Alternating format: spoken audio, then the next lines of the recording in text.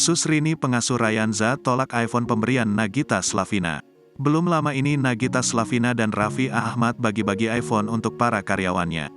Rini Perdianti alias Susrini selaku pengasuh Rayanza Malik Ahmad juga kecipratan hadiah iPhone tersebut.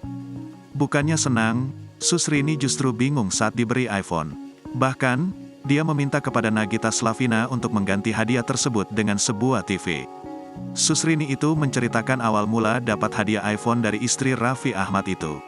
Awal mendapatkan iPhone, Susrini mengaku sampai bingung hingga menangis. Susrini dikasih handphone sama Bu Gigi, nangis, ucap Raffi. Terus bingungnya kenapa? Nggak bisa pakainya, tanya Raffi.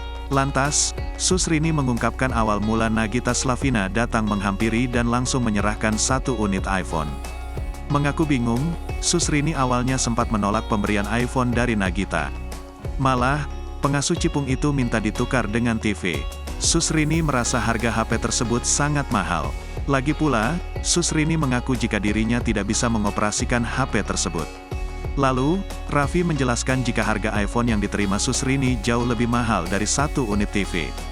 Ternyata, Susrini memiliki alasan lain ingin menukar iPhone dengan TV. Jika ia mendapatkan TV akan ia bawa pulang ke kampung halaman di Garut, Jawa Barat. Supaya semua keluarganya bisa menonton TV bersama.